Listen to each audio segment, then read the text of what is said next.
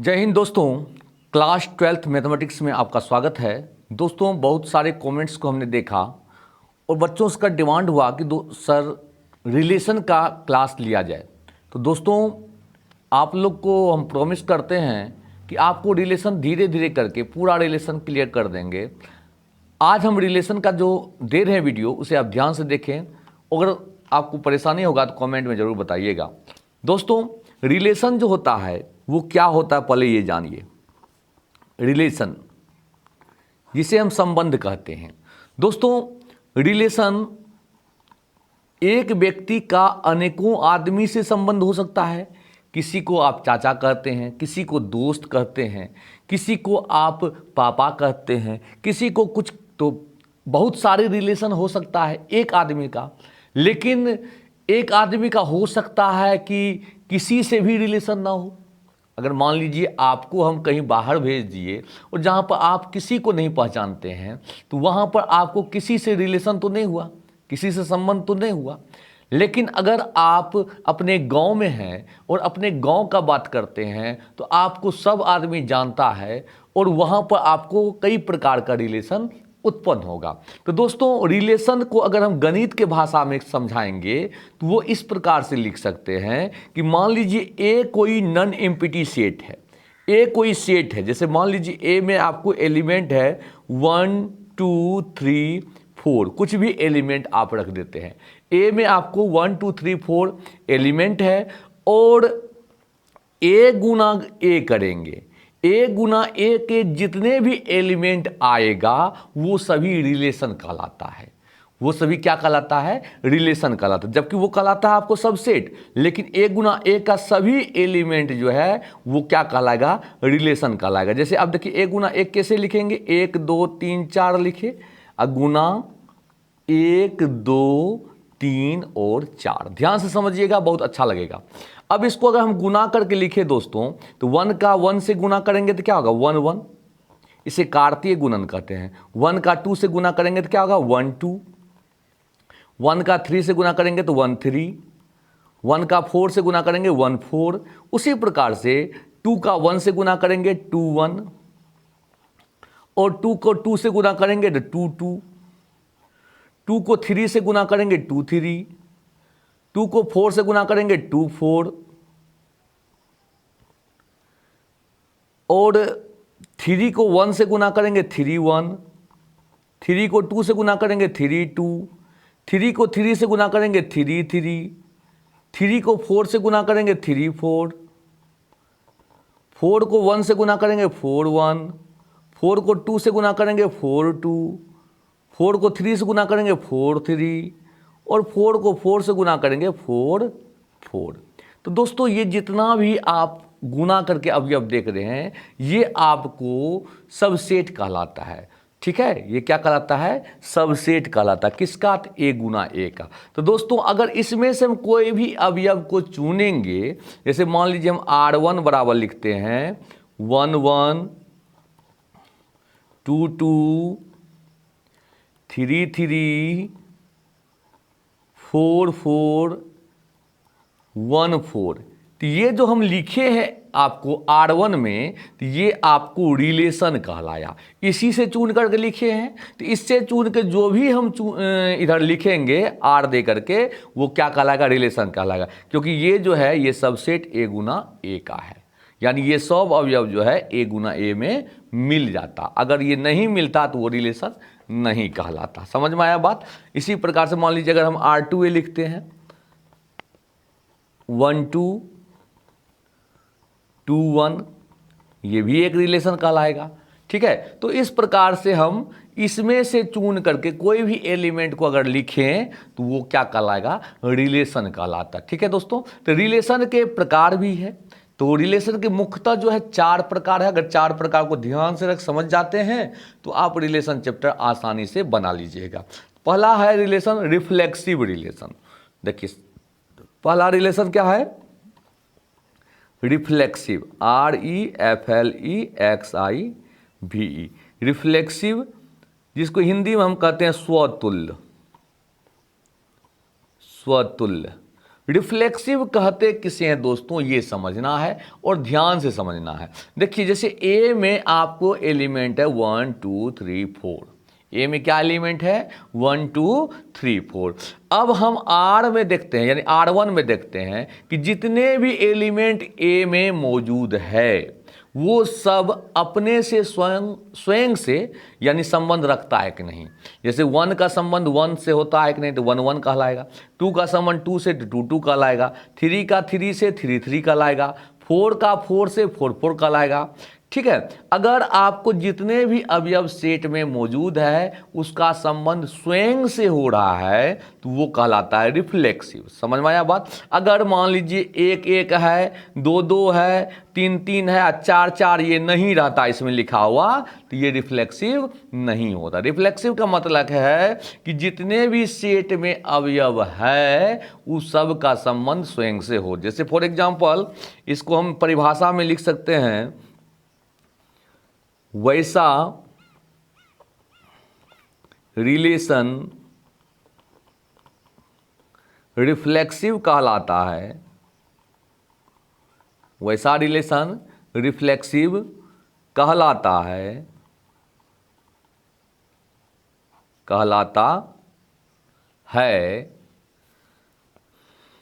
जिसमें ए belongs are हो तथा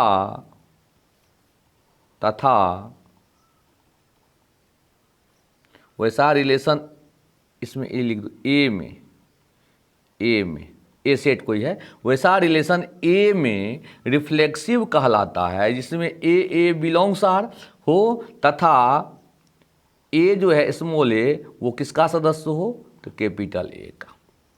ठीक है, अब जैसे कोई सेट हम मान लेते हैं, जैसे मान लीजिए ए है आपको ए बी और सी, ए सेट क्या मान लिए ए बी सी। अब इसमें अगर हम आर लिखते हैं तो इसमें जितने एलिमेंट है सेल्फ से रिलेशन होना चाहिए, उसके अलावा आपको एक्स्ट्रा रिलेशन है तो चलेगा।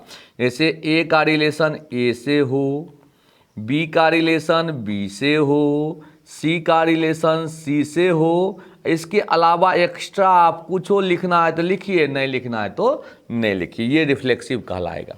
मतलब ए में जितने मौजूद एलिमेंट है उसका रिलेशन स्वयं से होना चाहिए तो वो रिफ्लेक्सिव है, अदरवाइज वो रिफ्लेक्सिव नहीं है। अगर मान लीजिए आपको हम R2 कह दिए लिखने के लिए, ए बी और यहां दे देते हैं आपको AC और बोलेंगे कि यह रिफ्लेक्सिव रिलेशन है, यह रिफ्लेक्सिव रिलेशन है। आप कहिएगा ये रिफ्लेक्सिव रिलेशन नहीं है क्योंकि ए सेट में एलिमेंट है ए बी सी और यहाँ पर R2 में जो है रिलेशन ए का तो ए से है, बी का बी से है, लेकिन सी का सी से नहीं है, इसीलिए यह रिफ्लेक्सिव रिलेशन नहीं है। यहाँ हम लिख देंगे सी नॉट बिलोंग R2, इसलिए यह रिफ्लेक्सिव नहीं है, रिफ्लेक्सिव नहीं है। समझ में आया दोस्तों। रिफ्लेक्सिव का मतलब अगर आपको समझ में आ गया तो आप ये समझिए रिलेशन फंक्शन में एक जो ताला है वो खोल दिए, रिलेशन फंक्शन में 4 ताला है। रिफ्लेक्सिव समझ गए, साइमेट्रिक समझ गए, ट्रांजिटिव समझ गए और इक्विवेलेंस समझ गए तो रिलेशन फंक्शन आप आसानी से बना लीजिएगा। तो इसलिए रिफ्लेक्सिव समझना महा ज़रूरी है और कुछ हार्ड है ही नहीं। रिफ्लेक्सिव में कोई भी सेट है, उस सेट के जितने भी अवयव है वह स्वयं से संबंध रखे। अगर स्वयं से संबंध रखता है तो रिफ्लेक्सिव है, और अगर स्वयं में से अगर एक भी एब्सेंट हो जाता है तो वो रिफ्लेक्सिव नहीं है। जैसे ए में ए बी सी है तो ए का रिलेशन ए से होना चाहिए, बी का बी से, सी का सी से होके एक्स्ट्रा है तो ठीक, अगर ये नहीं भी रहता फिर भी ये रिफ्लेक्सिव होता। ये है फिर भी रिफ्लेक्सिव है, क्यों? क्योंकि सेट ए में 3 एलिमेंट है, तीनों जो है स्वयं से संबंध रखा है। और दूसरा जो है इसमें हम लिखें ए बी, लेकिन सी इसमें मौजूद नहीं है, इसीलिए यह रिफ्लेक्सिव नहीं है। और एक और लिख देते हैं उदाहरण दोस्तों, R3 बराबर मान लीजिए है आपके पास AB BC।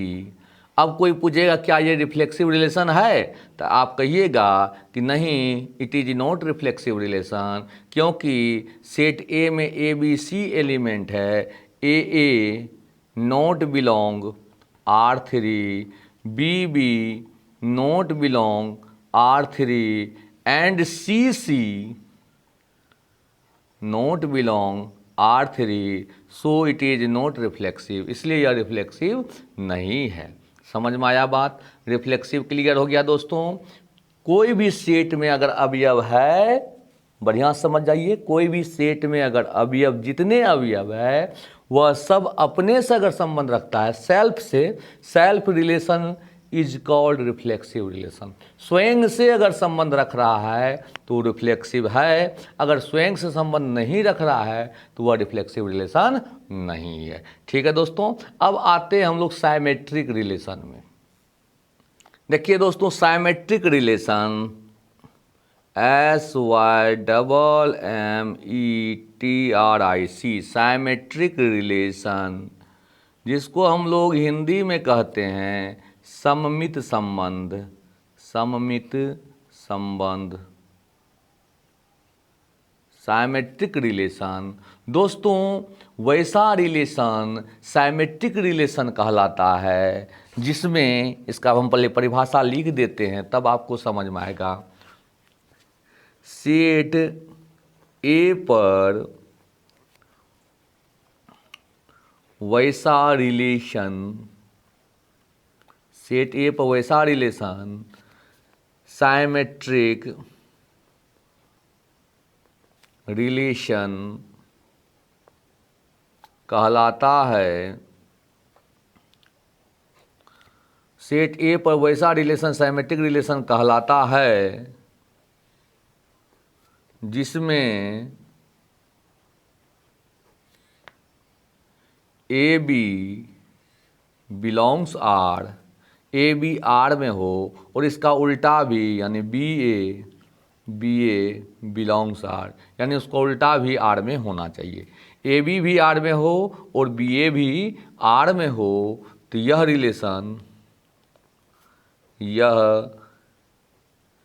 रिलेशन साइमेट्रिक कहलाता है, साइमेट्रिक कहलाता है। समझ में आया बात? जहां ए कोमा बी एलिमेंट ऑफ ए और बी जो है वो ए का सदस्य होगा। ठीक है, अब इस पर कुछ विचार किया जाए दोस्तों। देखिए समझ जाइए, वैसा रिलेशन, सेट ए पर वैसा रिलेशन साइमेट्रिक रिलेशन कहलाता है जिसमें ए बी भी आर में हो और उसका उल्टा भी आर में हो, तो यह रिलेशन साइमेट्रिक कहलाता है जहां ए और बी जो है वो सदस्य किसका हो, ए का। जैसे मान लीजिए ए हम मान लिए 1 2 3 और आर हम मान लीजिए, हम आर में माने 1 2 और 2 1। ये खुआ सवाल देख लीजिए। देखिए, आप देखिए कि आर में जो अवयव लिखा गया है उसका उल्टा भी उसमें मौजूद है कि नहीं है। अगर आर में जो अवयव लिखा है उसका उल्टा भी उसमें मौजूद है आर में, तो वो साइमेट्रिक है, अदरवाइज वो साइमेट्रिक नहीं है। तो बोलो 1 2 का उल्टा 2 1, या 2 1 का उल्टा 1 2, जो भी चीज़ लिखा गया है उसका उल्टा इसमें है, तो यह साइमेट्रिक रिलेशन हो गया। समझ में आया बात? दूसरा देखते हैं, ये R1 मान लेते हैं, R2 देखते हैं 1 1 2 3 और 3 2। दोस्तों ये साइमेट्रिक रिलेशन है कि नहीं है? देखिए 2 3 का उल्टा तो 3 2, ये सही है। अब इसका उल्टा है कि नहीं? 1 1 का उल्टा तो खुद ये ही है, 1 1 का उल्टा क्या होगा? 1 1, जो कि खुद है ये, तो इसका मतलब है कि ये भी साइमेट्रिक है। जो भी चीज़ लिखा गया है उसका उल्टा भी इसमें मौजूद हो, तो 1 1 का उल्टा क्या होगा? 1 1 ये खुद है ना, तो इसलिए ये भी साइमेट्रिक रिलेशन हो गया। तीसरा एक ठो और देखते हैं एग्जाम्पल, 2 2 दे दिए, 2 3 दे दिए। बोलो ये साइमेट्रिक रिलेशन है? तो देखिए 2 2 जो लिखा है इसका उल्टा तो ये खुद है, ये तो पास कर गया, लेकिन 2 3 का उल्टा क्या होता है 3 2, जो कि इसमें मौजूद नहीं है। 2 3 का उल्टा 3 2 इसमें मौजूद नहीं है, तो यह साइमेट्रिक रिलेशन नहीं है। यहाँ लिख देंगे 2 3 बिलोंग्स R3। 2 3 तो R3 में है, बट 3 2 नॉट बिलोंग R3। 3 2 जो है वो R3 में मौजूद नहीं है, इसलिए यह साइमेट्रिक नहीं है। साइमेट्रिक का बहुत ही सुंदर रूल है, जो चीज़ है उसका उल्टा उसमें अगर आ जाता है तो साइमेट्रिक है, अगर उल्टा नहीं आता है तो वो साइमेट्रिक नहीं है। एक तो और उदाहरण देते हैं दोस्तों, जैसे मान लीजिए 1 1 दे दिए, 2 2 दे दिए और 3 3 दे दिए, और कहें क्या यह साइमेट्रिक है? तो ध्यान से देखना दोस्तों, 1 1 का उल्टा ये खुद है, 2 2 का उल्टा ये खुद है, और 3 3 का उल्टा ये खुद है, इसलिए यह साइमेट्रिक है। जो भी चीज़ लिखा गया है उसका उल्टा खुद होना चाहिए या उसे मौजूद होना चाहिए। चाहे तो खुद है या उसे मौजूद है तो वो साइमेट्रिक है, अगर नहीं मौजूद है तो वो साइमेट्रिक नहीं है। R5 लिख देते हैं, जैसे मान लो 2 2 लिख दिए, बोलो ये साइमेट्रिक है? तो जो है इसका उल्टा तो ये खुद है, 2 2 का उल्टा क्या था 2 2, तो ये भी साइमेट्रिक हो गया। समझ में आया बात? तो साइमेट्रिक का क्या रूल है? जो चीज़ है उसका उल्टा भी उसमें मौजूद होना चाहिए तो वो साइमेट्रिक है, अगर मौजूद नहीं है तो साइमेट्रिक नहीं है। उसके बाद आ जाता है दोस्तों ट्रांजेटिव रिलेशन। देखिए ट्रांजेटिव तीसरा रिलेशन है transitive relation, TRANSITIV, transitive relation. ध्यान से देखना दोस्तों, पूरा आनंद आएगा। ट्रांजेटिव रिलेशन दोस्तों, ट्रांजेटिव रिलेशन का पहले डिफिनेशन लिख देते हैं।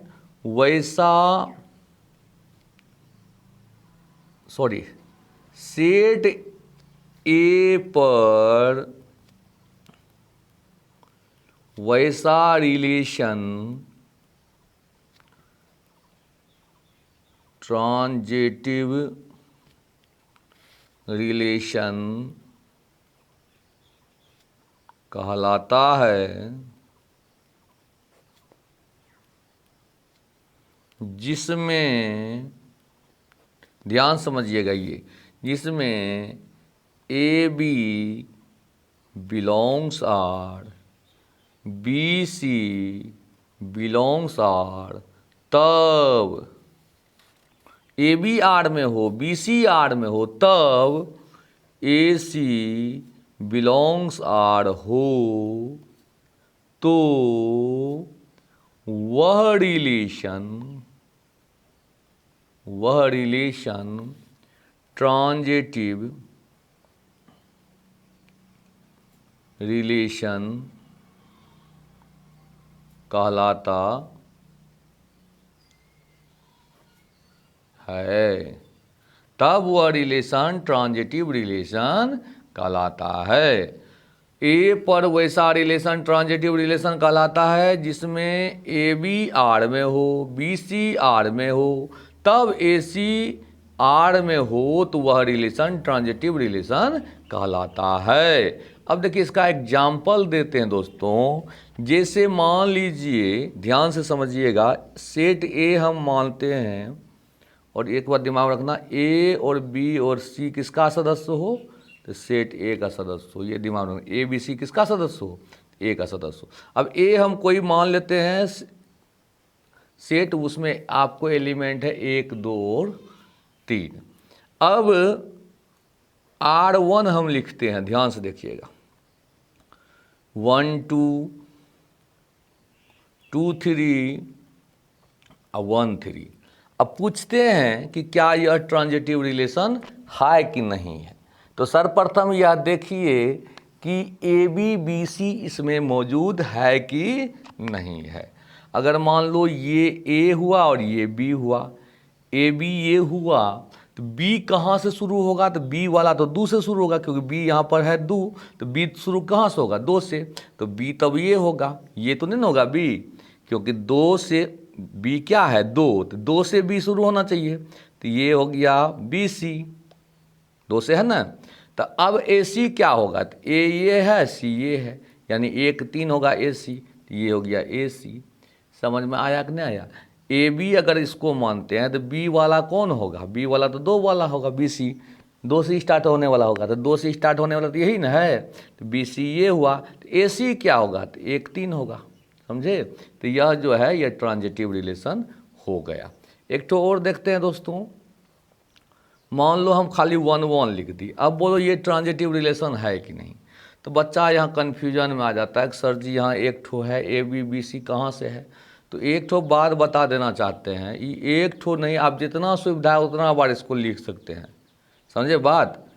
एक बार नहीं, आपको जय बार मन करता उतना बार लिख सकते, कोई फर्क पड़ने वाला नहीं है। अगर आपको मन होता हम 3 बार लिखें, तो आप 3 बार 4 बार 10 बार जय बार लिखने का मन करता है बार लिख सकते हैं। तो हम इसको हम ऐसे भी लिख सकते हैं, समझे बात, आपको समझा रहे हैं। इसको ऐसे भी लिख सकते हैं या इसको ऐसे भी लिख सकते हैं। सेट में जब कोई भी रिपीट होता है ना, उसको एक ही बार लिखा जाता है, या हम अपने सुविधा के लिए समझने के लिए लिख दिए। तो अब देखिए बताइए, ये ए बी हुआ तो बी कहाँ शुरू होगा, तो बी तो 1 से शुरू होगा, चाहे तो ये बी सी होगा चाहे तो ये बी सी होगा, ये हो सकता है। तो अब ए सी कौन होगा, तो ए सी होगा 1 और 1 नहीं हो गया, देखिए ए या सी 1 1, ये ए सी हो गया। तो बोलो अब इस चीज़ को अगर हम सिंगल में समझाना चाहें तो बोलो ये ए बी हुआ, तो बी कहाँ शुरू होगा, तो बी तो 1 से शुरू होगा, तो ये खुद तो 1 से शुरू है, ये बी सी भी हो जाएगा। और ये खुद ए सी भी बन गया, क्योंकि ए ये है सी ये है। नहीं समझ में यह बात, देखिए ये ए बी भी है, यह बी सी भी है और यह ए सी भी है। क्यों है, क्योंकि देखिए ए बी यानी 1 1, अब ए बी ये हुआ तो बी सी कौन स्टार्ट होगा, तो 1 से स्टार्ट होगा, तो ये खुद बी सी भी हो गया। और ए सी ये तो खुद हो गया, ए बी भी है बी सी भी है ए सी भी है, ठीक है। तो ये आपको ट्रांजिटिव रिलेशन हो गया, समझे बात। अगर मान लो हम इस प्रकार से भी लिख दें 1 1 2 2 3 3, अब बोलेंगे कि क्या यह ट्रांजिटिव रिलेशन है, तो देखिए ये पहले रिफ्लेक्सिव रिलेशन भी है। ये देख लीजिए, ए में आपको 3 गो अवयव है 1 2 3, 1 का रिलेशन 1 से है, 2 का रिलेशन 2 से है, 3 का रिलेशन 3 से है। ये आपको रिफ्लेक्सिव रिलेशन भी हो गया, समझ में आया बात। अब आया बात साइमेट्रिक है कि नहीं, साइमेट्रिक वो है ये, देखिए 1 1 का उल्टा 1 1 ये खुद है, 2 2 का उल्टा 2 2 ये खुद है, 3 3 का उल्टा 3 3 ये खुद है। तो ये आपको साइमेट्रिक रिलेशन भी हो गया, साइमेट्रिक भी हो गया, रिफ्लेक्सिव भी हो गया। अब बात आया ट्रांजिटिव ये है कि नहीं, यानी संक्रमक। ट्रांजिटिव को हिंदी में क्या बोलते हैं, संक्रमक। ट्रांजिटिव रिलेशन है कि नहीं, तो देखिए ये ए बी भी है और ये बी सी भी है। बी सी क्यों हुआ, क्योंकि ए बी, ए अगर ये है बी ये है, तो बी कहाँ शुरू होगा 1 से, तो बी शुरू यहीं से नहीं होगा, इसीलिए ये हो गया बी सी। ये नहीं ना होगा, देखो ए बी, ए अगर 1 है बी 1 है, तो बी सी कहाँ शुरू होगा 1 से, तो बी ये हुआ सी ये हुआ, तो ए सी भी तो वही हो गया। 1 1 ए बी भी है, ये बी सी भी है और ए सी भी है। उसी प्रकार से ये ए बी भी है, बी सी भी है और ए सी भी है। और इसी प्रकार से ये ए बी भी है, बी सी भी है और ए सी भी है, समझे। अगर दोनों बराबर रहता है तो वो ए बी भी है, बी सी भी है और ए सी भी है। तो बताइए ये समझ में आया कि नहीं आया। तो ये रिफ्लेक्सिव भी है, साइमेट्रिक भी है और ट्रांजिटिव भी है। ये तुम्हारा तीनों रिलेशन है, रिफ्लेक्सिव भी है, साइमेट्रिक भी है और ट्रांजिटिव। ट्रांजिटिव रिलेशन समझने में थोड़ा सा दिमाग का बात है, तो दिमाग से समझिए, ठीक है। अच्छा, अब एक ठो और एग्जांपल देते हैं दोस्तों। 1 1 2 2 1 2। अब बताइए ये रिफ्लेक्सिव है। अगर कोई पूछेगा कि a बराबर है 1 2 3 और यहाँ पर R4 दे दिया 1 1 2 2 1 2, तो बोलो रिफ्लेक्सिव है। तो आप कहिएगा नहीं, ये रिफ्लेक्सिव नहीं है। क्यों नहीं है, क्योंकि देखिए a में आपको एलिमेंट है 1 2 3, एक का रिलेशन 1 से है, सही बात है। दो का रिलेशन दो से है, सही बात है। तीन का रिलेशन तीन से है कहीं, नहीं है। तो तीन का रिलेशन तीन से नहीं है तो ये साइमेट्रिक किस रिफ्लेक्सिव कैसे हो गया? रिफ्लेक्सिव का मतलब होता है कि सेट में जितने भी एलिमेंट मौजूद हो वो सब अपने से रिलेटेड हो। ठीक है, तो वन तो वन से है रिलेटेड, टू तो टू से है रिलेटेड, लेकिन थ्री थ्री से रिलेटेड नहीं है, तो रिफ्लेक्सिव ये नहीं है। अच्छा, ये साइमेट्रिक है, देखिए वन वन का उल्टा ये खुद है, टू टू का उल्टा ये खुद है, लेकिन वन टू का उल्टा टू वन है कहीं से मौजूद, तो ये साइमेट्रिक भी नहीं है। साइमेट्रिक का मतलब है जो चीज़ लिखा गया उसका उल्टा भी उसमें मौजूद हो। रिफ्लेक्सिव का है मतलब कि सेट में जितने भी एलिमेंट है उस सब अपने से रिलेटेड हो। तो यह ना तो रिफ्लेक्सिव है ना साइमेट्रिक। अब ट्रांजिटिव है कि नहीं? अगर मान लीजिए हम इसको ए बी मान लिए तो बी सी कहाँ से होगा? बी कहाँ से स्टार्ट होगा? एक से। तो चाहे तो ये बी होगा बी सी, चाहे तो ये बी सी होगा। बी सी तो ये हो सकता है, वन से स्टार्ट ये भी है और वन से स्टार्ट ये भी है, तो बी सी ये भी हो सकता है। तो अब ए सी कौन होगा? तो देखिए ए सी आपको एक और सी किया दो, चाहे तो एक दो हो सकता है या तो एक एक हो सकता है। तो एक एक हो सकता है तो ये खुद है, और एक दो हो सकता है तो यहाँ पर है। समझ में आया कि नहीं आया बात? फिर से समझिए। देखिए ये ए बी है, बी वाला कहाँ से स्टार्ट होगा? तो वन से स्टार्ट होगा। तो वन से स्टार्ट होगा तो चाहे तो ये खुद बी सी बनेगा और चाहे तो ये बी सी बन सकता है, क्योंकि वन से स्टार्ट ये भी है। अब ए सी कौन बनेगा? तो ए सी ये अगर दोनों बराबर तो ये ए बी भी होता है, बी सी भी होता है और ए सी भी होता है। आप तो जानते हैं ये ए बी भी है और ये बी सी भी है और ये ए सी भी है। अगर मान लीजिए बी सी ये है तो ए सी कौन होगा? तो ए सी ए है आपको एक और सी है आपको दो, एक दो, ये ए सी हो गया। समझ में आया बात? ये यहाँ पर ए बी है, ये अगर ए बी है, बी सी अगर इसको मान लेते हैं, क्योंकि ये होगा, ये बी सी नहीं होगा क्योंकि दो से बी कहाँ है? एक, बी एक है तो बी एक वाला ही बी सी न होगा, ये बी सी हो गया। तो ए सी कौन होगा? तो ए यह और सी यह, तो ए सी हुआ एक दो। समझे बात? तो यह आपको ए बी बी सी ए सी से मौजूद हो गया। अब कहिएगा सर इसका क्या काम है? तो ये तो खुद ए बी भी है, ये खुद बी सी भी है, ये खुद ए सी भी है। समझे बात? तो ये आपको ट्रांजिटिव रिलेशन हो जाता है, ये ट्रांजिटिव रिलेशन है।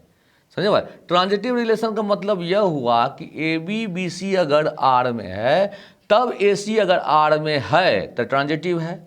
अब ए बी बी सी है ही नहीं। अब जैसे मान लो कोई ए है, ए बी का दोस्त है, ठीक है, और बी जो है वो सी का दोस्त है। ए बी का दोस्त है, बी सी का दोस्त है, तब अगर ए सी का दोस्त होगा तो वो आपको ट्रांजिटिव रिलेशन होगा। अब जैसे मान लो ए का बीमारी वही है जो बी का बीमारी है, बी का बीमारी वही है जो सी का बीमारी है, इसका मतलब है ए का बीमारी वही है जो सी का बीमारी है। समझे? तो ये भी आपको ट्रांजिटिव हो गया। ए बराबर अगर बी है अब बी बराबर सी है तो इसका मतलब क्या है? ए बराबर भी सी है। ये सब ट्रांजिटिव रिलेशन का है। और सवाल जब बनाइएगा तो ऑटोमेटिक प्रैक्टिस से आपको समझ में आ जाता है कि कौन रिफ्लेक्सिव होता है कौन साइमेट्रिक।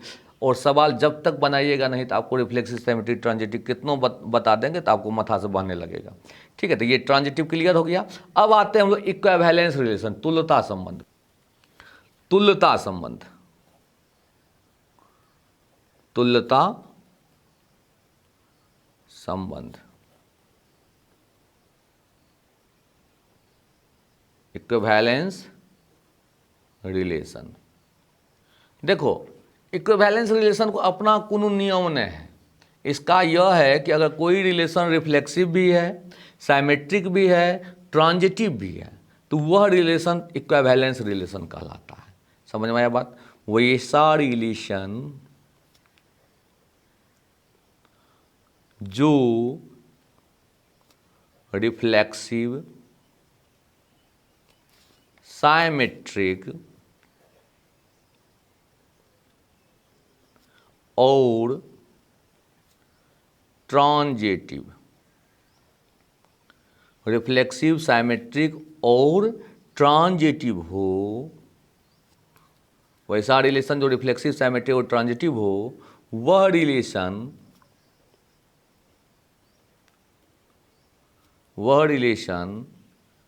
इक्विवेलेंस रिलेशन कहलाता है। इक्विवेलेंस रिलेशन कहलाता है। वैसा रिलेशन जो रिफ्लेक्सिव भी है, साइमेट्रिक भी है और ट्रांजिटिव है, तो वह रिलेशन क्या कहलाता है? इक्विवेलेंस रिलेशन कहलाता है। अब एक तो एग्जाम्पल इसमें दे देते हैं दोस्तों। जैसे मान लीजिए ए आपके पास है 1 2 3, ठीक है, और आप आर लिखते हैं 1 1 2 2 और 3 3। अब बताइए क्या यह इक्विवेलेंस रिलेशन है? तो पहले हम चेक करेंगे कि ये रिफ्लेक्सिव है कि नहीं। तो रिफ्लेक्सिव चेक करने के लिए आपको सेट ए में एलिमेंट देखिए। सेट ए में एलिमेंट है 1 2 3। तो देखिए 1 का रिलेशन 1 से है कि नहीं, तो 1 1 है।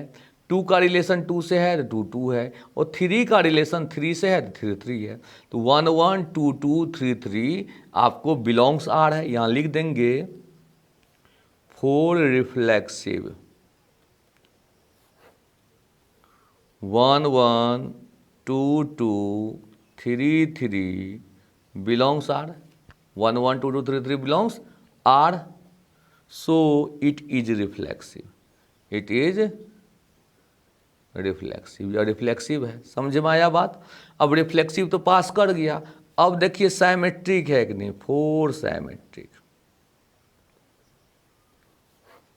अब साइमेट्रिक 1 1 का उल्टा खुद ये है, 2 2 को उल्टा ये खुद है, 3 3 को उल्टा ये खुद है। तो यहाँ लिख देंगे A B belongs R and B A belongs R. A B भी आर में है और बी ए भी आर में है। अब ए बी किसी को मानिए कोई दिक्कत नहीं पड़ता है।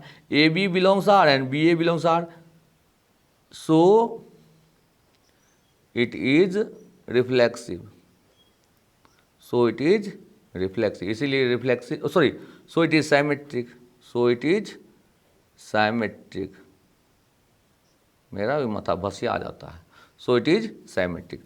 अरे देखिए 1 1 का उल्टा 1 1 है ना, 2 2 का उल्टा 2 2 है ना, 3 3 का उल्टा 3 3 है ना, इसीलिए यह आपको साइमेट्रिक भी हो गया। अब ट्रांजिटिव का बात तो जानबे करते हैं, ये खुद ए बी भी है, ये खुद बी सी भी है और ये खुद ए सी भी है। उसी प्रकार ये ए बी भी है तो बी कहाँ से होगा? दुए से नहीं स्टार्ट, बी सी भी है और ए सी भी है। ए बी है, बी सी है और ए सी है। तो ये सब बात को फॉलो कर रहा है, यानी ए बी भी है, बी सी भी है और ए सी भी है। देखो ए बी, तो बी कहाँ से स्टार्ट होगा? एक से, तो ये बी सी भी हो गया, ये बी और ये सी हो गया। तो ए सी क्या होगा? ए या सी, यानी ये खुद होगा। समझे बात? तो ये ए बी भी है, बी सी भी है, ए सी भी है, ये भी ए बी बी सी ए सी है, ये भी ए बी बी सी ए सी है। तो ये आपको इक्विवेलेंस रिलेशन हो गया। तो यहाँ पर लिख देंगे, सॉरी, फॉर ट्रांजिटिव के लिए पहले ट्रांजिटिव लिख देंगे तब ना इक्विवेलेंस। ट्रांजिटिव के लिए ए बी जो है आर में है, बी सी जो है वो भी आर में है, एंड ए सी जो है वो भी आर में है। So it is transitive.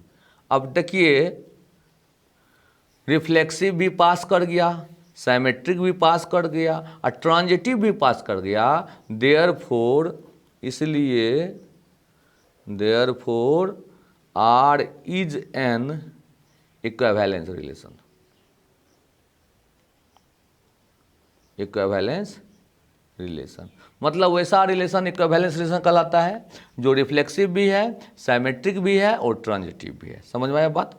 तो दोस्तों आप लोग वीडियो को शुरू से अंत तक देखें, धन्यवाद।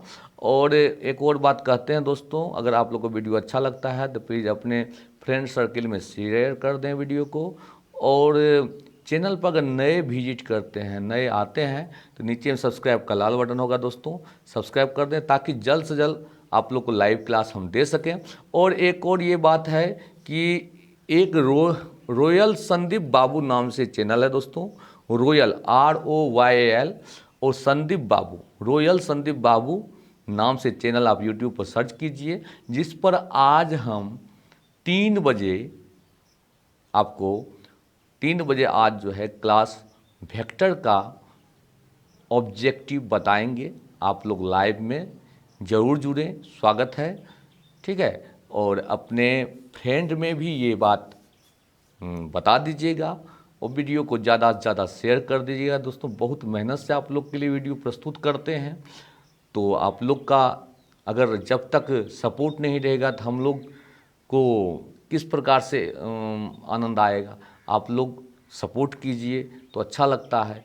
ठीक है दोस्तों, अगर हम लोग में जो भी कमी होती है तो वो हमें व्हाट्सएप नंबर मेरा आप लिख सकते हैं और उस पर आप मैसेज कर दीजिएगा। ठीक है, आपका व्हाट्सएप नंबर, मेरा व्हाट्सएप नंबर है 9631608065। दोस्तों अपना नाम इस पर मैसेज कर दें, जिससे आपका जो है एक ग्रुप बना दें। जो भी आपको उसमें ट्रबल होता है आप उस पर हमें शेयर करें। ठीक है, जय हिंद।